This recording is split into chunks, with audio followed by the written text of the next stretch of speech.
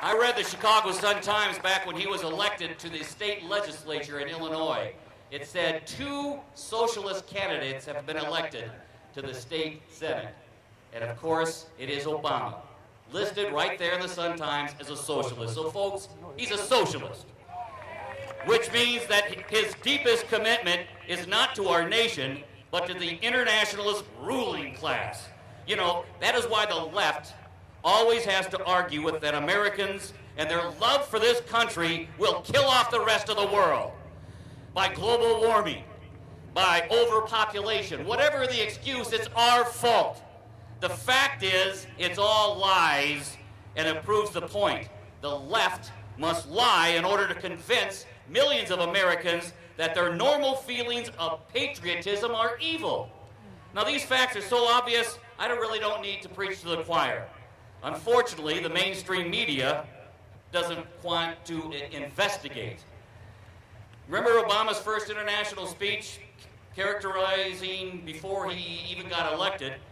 He started with the phrase, citizens of the world. Citizens of the world?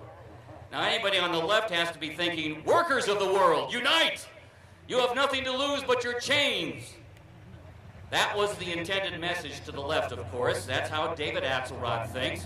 That's how the Obama mentors have always thought. Obama was passed along by lefty sponsor, one after the other. Frank Marshall Davis, with the Communist Party in Hawaii, and he wrote the Hawaiian Communist Party paper. You can trace link after link following the Alinskyite chain all the way to the left-wing Chicago machine. Then 20 years of being preached by Mr. Reverend Jeremiah Wright, whose brand of Christianity is only Marxism under a transparent layer of lies. Obama is foreign to America in a way that has little to do with his birth certificate. He could be born in America and still think his anti-American ways. A lot of people do. But whatever he is legally, there is not a shred of doubt that he is steeped in an anti-American way of thinking. This is why I suspect this whole birther movement is about. Yes, the legalities are suspect. No, it will never make any practical difference. But most important, the birthers are aware of a deep intuition about President Obama, that he is profoundly out of tune with the meaning of America since the founding. He is out of harmony with this country and its culture. Now, folks, right now there is a bill. We have a freshman congressman from Florida that has H.R. 1503. It is an amendment to the federal election campaign of 1971. This is increased required campaign fund disclosure and was later amended to establish the Federal Elections Commission. This new amendment reads this, quote, to require the principal campaign committee of a candidate for election of the office of president to include with the committee's statement of organization a copy of the candidate's birth certificate, together with such other documentation as be necessary to establish that the candidate meets the qualifications for eligibility to the office of the president under the Constitution, unquote.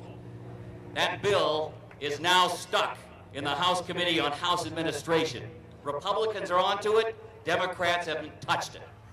You know why? Because if he wants to run again in 2012, he's going to have to come up with it. So they are stuck right there. It's up to us to get this thing moving. So is Obama American born? I don't know, but I bet he comes up with the vault copy birth certificate for us to examine. And it's never going to matter a hill of beans because no judge wants to be accused of overthrowing a sitting president of the United States. But is Obama in tune with the soul of this country, as Americans have understood since 1776? I think you know the answer to that one. Now, don't expect this to be solved soon. This has been going on for a century. Let's look back a little bit. The Federal Reserve Act of 1913, when the government decided, hey, we're going to take some of your income. I taught my kids at a young age when we went trick-or-treating.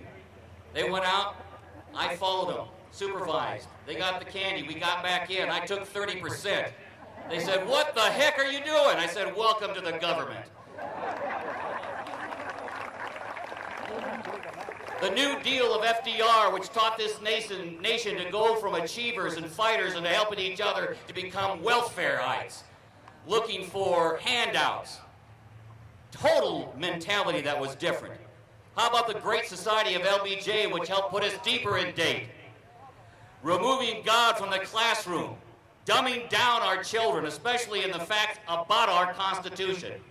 And let's not forget the legalization of abortion in 1973.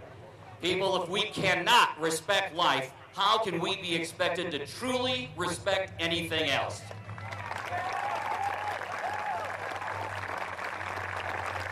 That is what comes, that is what our political battles will be about for years and years to come. And it didn't end with an American victory in the Cold War. It is most of all a battle for minds and hearts, not for territory, although territories matter. Conservatives helped win the Cold War, but did not win the battle for our schools and universities. That's why Barack Obama is President of the United States. Gear yourself up. Get involved. Go to these listening sessions in August of our congressmen, our senators, our state representatives. Ask them questions. Find out. Run for office, be it the school board, city, county, state, or national. You are important. Your ideas and love for this country are important. Now remember, these opponents will use labels racist, bigot, homophobe, fascist, sexist, whatever they might use. They want to stifle you. They want that attack so you stop. Since their rhetorical weapons are lies, they cannot compete on the battlefield of facts. Don't stop fighting the battle for hearts and minds. It's very important. Thank you, and God bless you all.